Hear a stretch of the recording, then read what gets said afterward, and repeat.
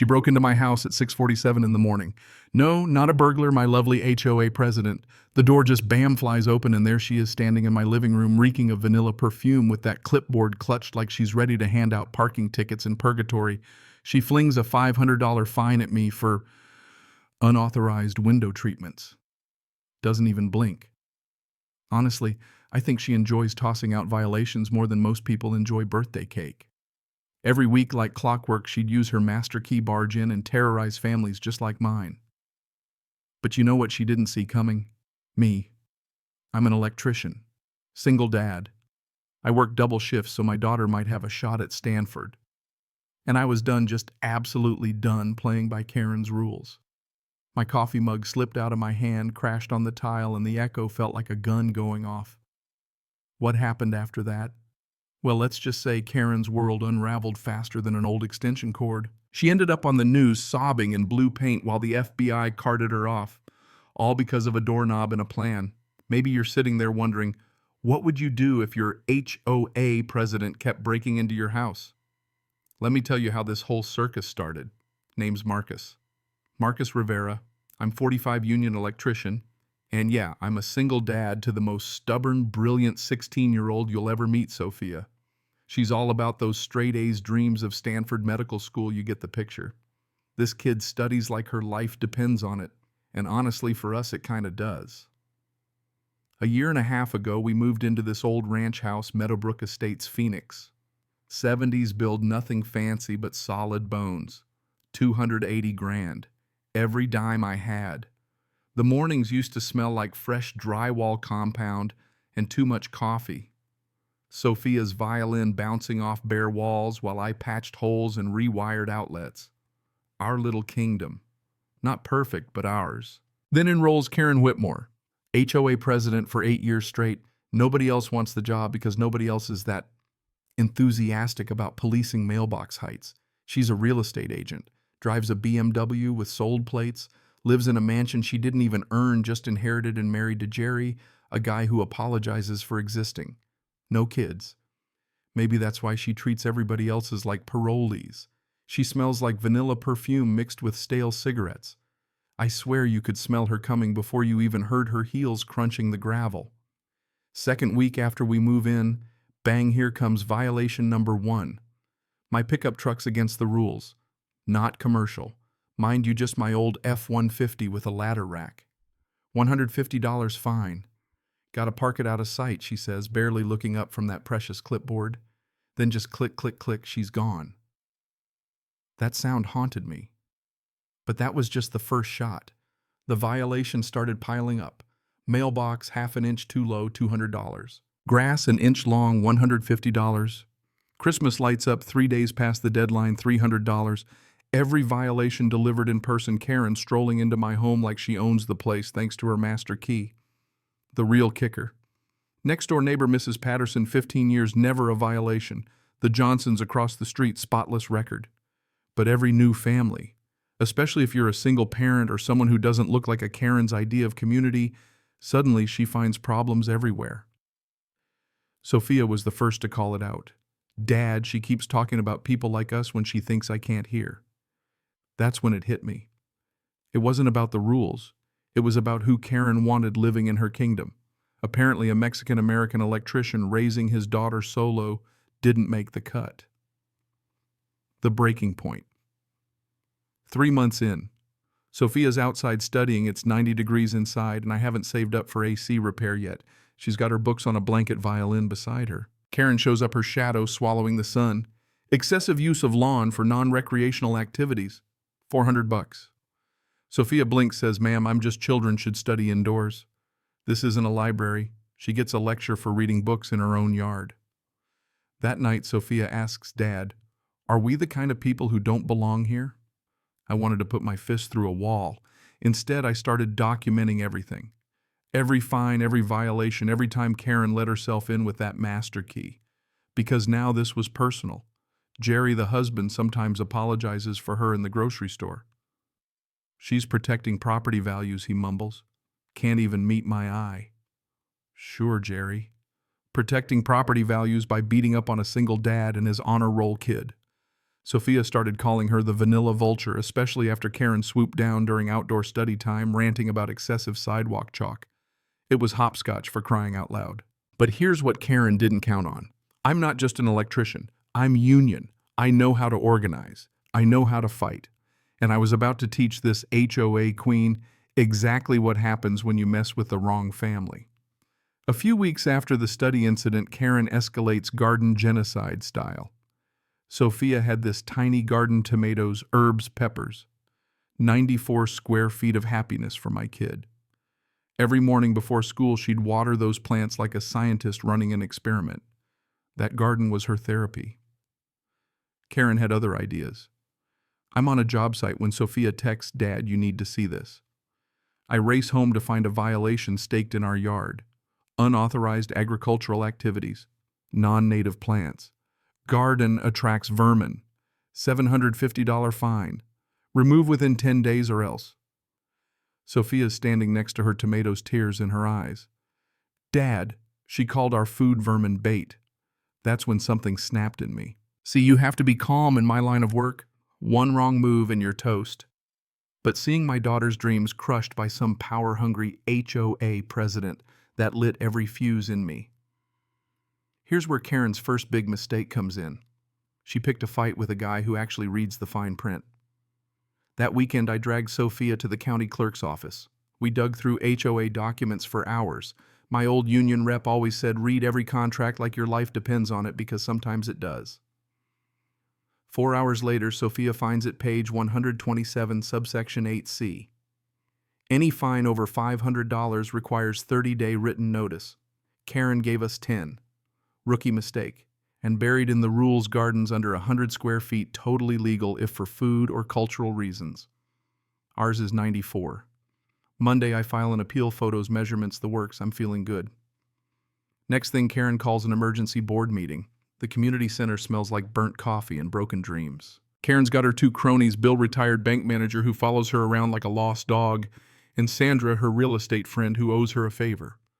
I come in with my evidence, Sophia by my side. Karen doesn't even look at my paperwork. The board has reviewed your complaint. Appeal denied. Slams a gavel. Yes, she brought a gavel. But then she shows her trump card. She's got a folder, Rivera surveillance. Photos of my truck, Sophia studying the garden. But then, pictures taken through our windows. Our stuff. My daughter. I'm sitting there looking at pictures of my kid taken without permission. This wasn't about the rules. This was obsession. Here's what she didn't know. Electricians, we plan 3 steps ahead. Sophia started calling her Inspector Gadget after that. Clipboard, tape measure, magnifying glass, the whole 9 yards. That night I started shopping for security cameras, legal ones, and I started documenting her documentation. If she wanted a surveillance war, she just picked the wrong family. But Karen didn't just want pictures. 2 weeks later, she goes from stalking to breaking and entering. I get security alerts while rewiring a warehouse. Sophia's at school. Nobody should be home. There's Karen in my living room, latex gloves on, rifling through cabinets, peeking in the fridge, flipping through Sophia's homework. She's got a measuring tape checking the height of my coffee maker. The violation, she leaves unauthorized interior paint colors, excessive personal belongings, $1 grand fine. I get home and the whole house smells like someone murdered a candle. That night I send a certified letter, 24-hour notice required for inspections, master key or not. Karen. She calls another emergency meeting. This time she announces Mr. Rivera has sent threatening correspondence. Threatening no, just asking for my rights. She brings out the big guns, new rule. All security cameras require board approval. Unauthorized cameras, $1,000 fine. Any homeowner filing frivolous complaints faces community compatibility review, meaning they can force a sale. They're trying to run us out. But then an unknown number texts me, check your email. A friend. The attachment nearly stops my heart. Demographic transition plan. Karen's been tracking every minority family, every single parent, targeting undesirable residents for voluntary relocation. This wasn't random harassment. This was ethnic cleansing with a clipboard. But Karen made a fatal error. She picked a guy who reads legal codes for fun. That weekend, Sophia and I went back to the records office. 4 hours later, we hit pay dirt. Page 23, HOA, Charter Board presidents can serve 6 years max. Karen's on year 8. Every violation, every rule change for 2 years, illegal. And state law says they can't ban security cameras facing your own property. Her rule illegal. We're not just fighting back. We've got ammo to burn the whole operation down. Sunday secret meeting at Murphy's Diner. My neighbors Dexter, Maya, Mrs. Chen. Even Jerry shows up, bags under his eyes. She's been using HOA money for personal legal fees, he whispers. 12 grand this year. We're plotting revolution over pancakes and bad coffee. Dexter gathers digital evidence. Maya handles legal stuff. Mrs. Chen's got 2 decades of Karen horror stories. That night I order methylene blue online food safe stains, skin bright blue under UV legal. Sophia suggests UV powder too. If she keeps breaking in, let's make sure she leaves evidence. Smart kid. We test it, works like a charm. That doorknob's primed. Karen wants to play games, game on. But Karen decides to go nuclear. I wake up to a $2,400 special assessment for community beautification. 30 days to pay. No budget, no bids, just her signature. I ask for financial records. Arizona law says she has to comply in 10 days or the assessment is void. Thursday, I check for project permits, none. Sophia, meanwhile, finds withdrawals to shell companies all tied to Karen. My daughter just exposed embezzlement on her laptop. Then Jerry shows up shaking. She's planning to file false CPS reports. She'll claim Sophia is neglected because she studies outside. My heart stops. But Jerry also brings a manila envelope full of proof, bank statements, receipts, Karen billing HOA for stalking neighbors, even using community funds for her BMW lease. Divorce papers filed. Her world's falling apart. We gather our group: Dexter, Maya, Mrs. Chen, Jerry. We've got illegal presidency, financial fraud, harassment, trespassing, stalking. The only thing left is to catch her red-handed. Sophia finds the nuclear bomb. Original charter says the HOA has to keep $15,000 in an emergency fund. They've got $847. Karen's been draining the accounts. Every special assessment, every emergency, just a payday for her. But here's the real twist. Sophia digs through state records. Every contractor Karen hired is just another shell company. All the money right into her accounts. Jerry files for divorce the next day. The plan's set. Monday night, Karen always does her inspections. I set up cameras everywhere, motion-activated, disguised as outlets. RFID tags in every doorknob, every switch, UV powder that'll stick for weeks. Tuesday night, Karen pulls in headlights off, dressed like she's robbing a bank. She sneaks in with her master key, snooping, photographing, even planting evidence, little baggies in drawers and under books. But when she grabs that door handle to leave bright blue paint coats, her hands and the RFID powder covers her like a walking crime scene. She panics, tries to wipe it off, but it only spreads. She bolts blue handprints everywhere. My cameras catch everything. The next morning, Karen goes scorched earth. Police, Child Protective Services, County Health, they all show up. She claims I assaulted her with chemical weapons, but I've got the footage, her breaking and planting evidence, getting painted blue. That night, Jerry brings the kill shot: 5 years of her personal records, emails, audio recordings.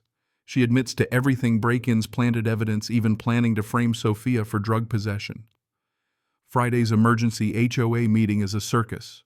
47 families show up, plus Channel 12 News. The county official reads the rules.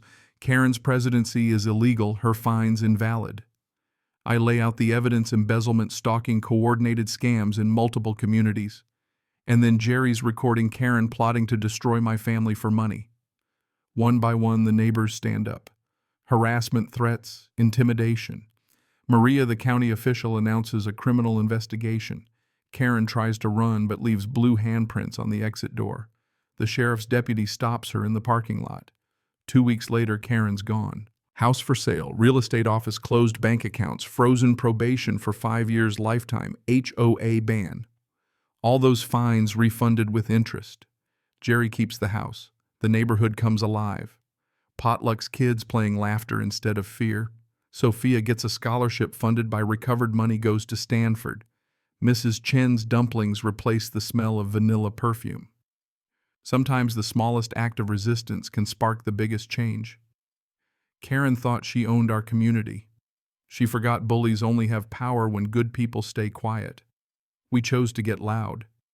Maybe you've got your own Karen lurking in your neighborhood. Or maybe you felt that squeeze, someone pushing you around thinking they're untouchable. What would you have done in my shoes? Where's the line between justice and revenge? Drop your own HOA nightmares below, or the craziest neighbor story you've got. Let's get these stories out. Help others find the courage to stand up and fight back. You're stronger than you think, and you're never fighting alone.